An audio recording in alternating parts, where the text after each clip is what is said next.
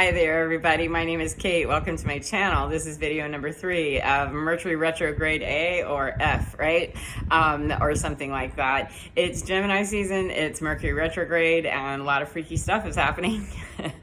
For those of us that follow astrology very closely or follow our own bodies very closely, whether we understand astrology, astronomy, or quantum physics or anything else or not, we may notice that there's certain times of the month when we feel weird or whatever. And with the planetary alignments the way they're happening right now, there's a lot of stuff happening up there, up above us that can really freak us out and cause us to activate energy, those dissonant chords in us or dissonant chords around us that are still trying to resolve badly.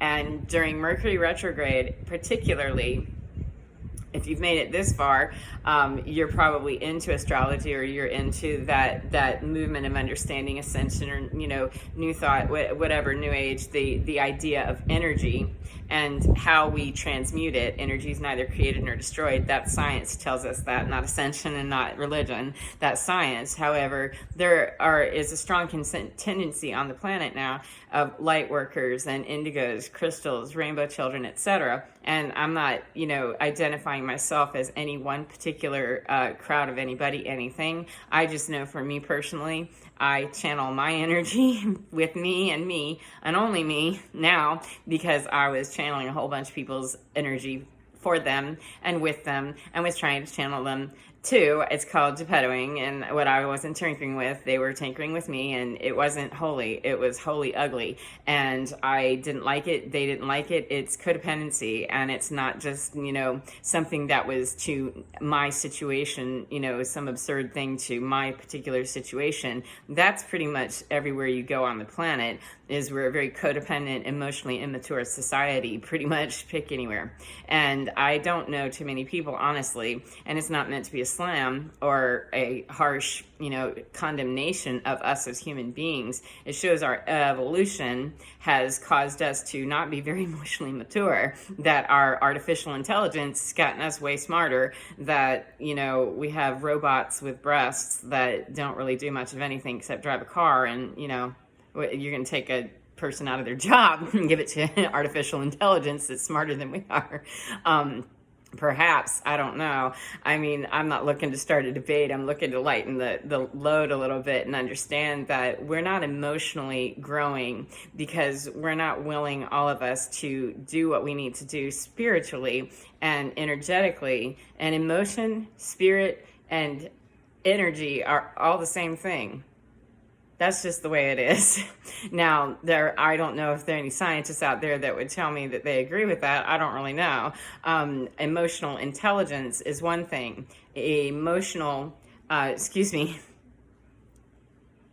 Intellectual intelligence, I'm having an Asperger's moment, that emotional intelligence is very different than intellectual intelligence. Your intellectual intelligence can be off the charts, insane, crazy high, and your emotional intelligence, your emotional abilities, your emotional capabilities, your emotional lability and stability can be very small and very immature. And we can be grown-ass adults having some juvenile responses. And during Mercury retrograde, we can have a lot of opportunities to visit first grade over and over again with people that really shouldn't have been bumped up from first grade or kindergarten into first grade, and they're, 65 years old or whatever.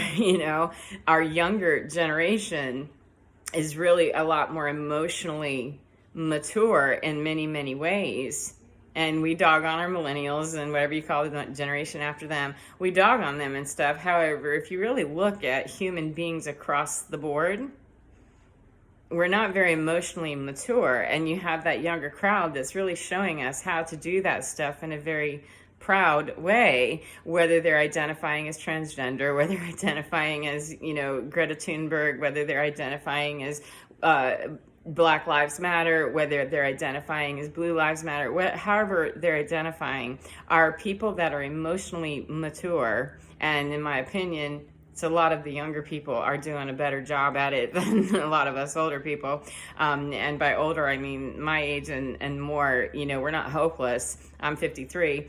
We're not hopeless. I'm not saying that. I just think that a lot of us are kind of really stuck in our spot of very rigid understanding. And those younger generations that are coming in, they're that wave of, hey, man, we're here with a whole new plan. We got a whole new way, a whole new day, and we need to do this because Earth time say, yeah, we're running out. Whether I want to believe it or not, Earth is not just endlessly renewable, and we can put our little blinders on and say our affirmations and say, I have an endless supply all day, and that's a lie. So I don't like to teach energy like that and manifesting in that way. But we have to be responsible users of the laws of the universe and responsible users of Mother Earth, responsible guests of Earth. If you don't want to call her mother, please don't, because she doesn't need a gender. However, that's just, for me, how I identify Mother Earth. However, Earth, it's not Father Mars that I know of or anything, or Father Jupiter. Excuse me. Though I jokingly refer to Uncle Jupiter and Cousin Venus, etc. in my mind, because there's just different energy that comes from those planets. And so there is a very much a need for the feminine feel on planet Earth right now in order to heal. And it's not that we need women specifically to do something. It's the feminine idea. This is not based on actual male, female. This is attributes of being more feminine. Okay, in a lot of places, we need to bring in more feminine healing, which would be that nurturing, mothering idea. And then in some other places, we need to beef up and boss up on that masculine in a minute and get some ground rules and some stability and some framework. And it's not to say that women don't do that well and men don't do that well. I'm not genderizing this. Please do not understand and misunderstand the usage of how I'm using feminine and masculine. I'm saying the attributes of, I myself can be extremely feminine sometimes, and I can be extremely masculine sometimes. And I'd like to believe that that's true of everyone. However, we have many people on the planet, because of that emotional maturity thing, they get locked into their identity very early on at a very young age of, this is what you are. That's what you are. This is how you behave. And we're molded and shaped and, tinkered and toyed with and played with in Dexter's laboratory. And some of us never make it out. We die and we never made it out of that Dexter's laboratory experience to be something that really would fly very differently if it was allowed. And I myself, I'm not into that. I don't like it. I did not like being a tinkerer, and I didn't like being a tinkeree, and I didn't know how to escape from it. And so didn't matter, because Cosmos, ding dong, Cosmos is calling. Hey, Kate, you're going to be divorced now. Bye. See ya. You're fired. That, okay, this is how we're going to learn energy management of that power differential. That the feminine, if the feminine is in that power differential as the boss and it's the masculine down here, it's no better than the other way around. There's no better place that somebody's going to have a power differential. So please understand me when I'm talking to you about energy handling. Is not about whether it's the man or the woman. It's gender neutral. It's a power differential and the attributes. We want balance, baby, balance. That sometimes we need a more feminine approach with something a little tender, something a little more caring, something a little softer, a little gentler, a little kinder, a little sweeter, a little more compassionate, whatever. Not to say that all women are like that and all men aren't. Please don't misunderstand me. I don't want to start a war. And other times we need to have more of that masculine. We ourselves, as individual people and energy, need to balance, because we are pure source energy coming from that quantum field that is not genderized. However, human beings are. We are absolutely male and female.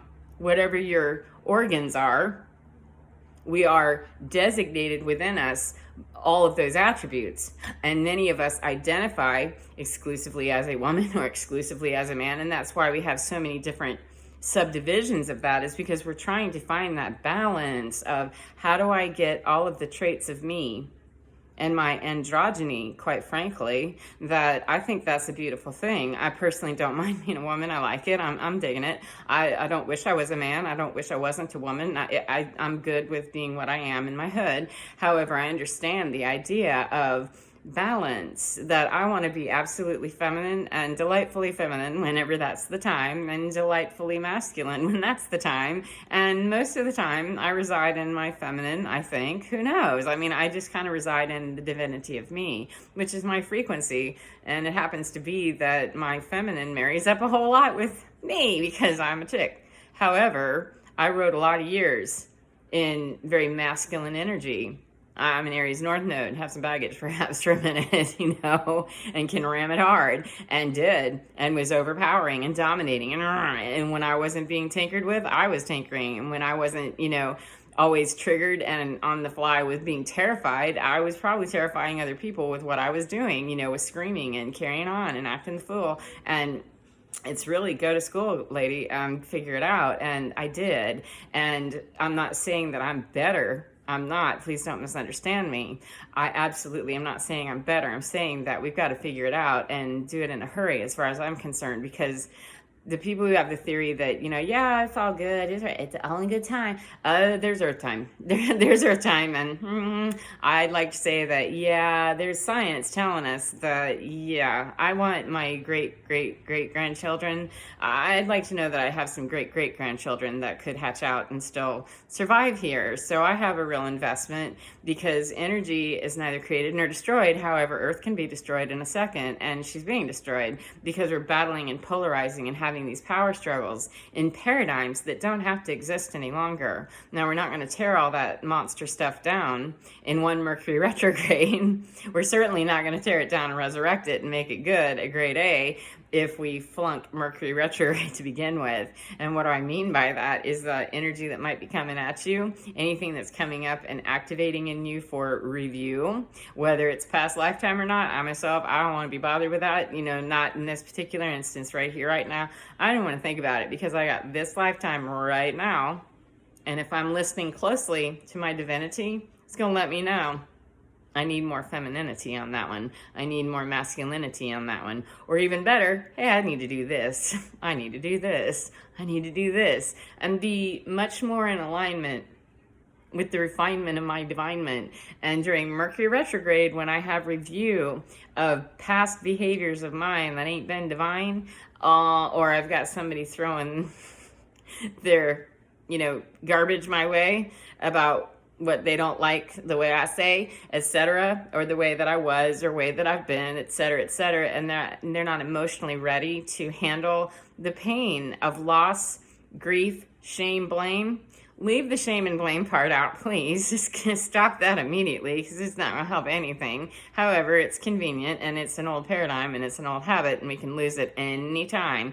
And unfortunately, we're not going to be able to get off a crack if we get off crack, go to rehab, and then we go back to a crack house to do the rest of our recovery. We have to get out of those toxic relationships. We have to get out of those toxic habits, and they're going to come jumping up in our face for review. And if we're still living in those paradigms, we can get buried under with even more of the guilt and the shame and the blame and and then feel that activation of our energy in us, those unresolved chords that are going kind of just hanging out there in unresolved chord land.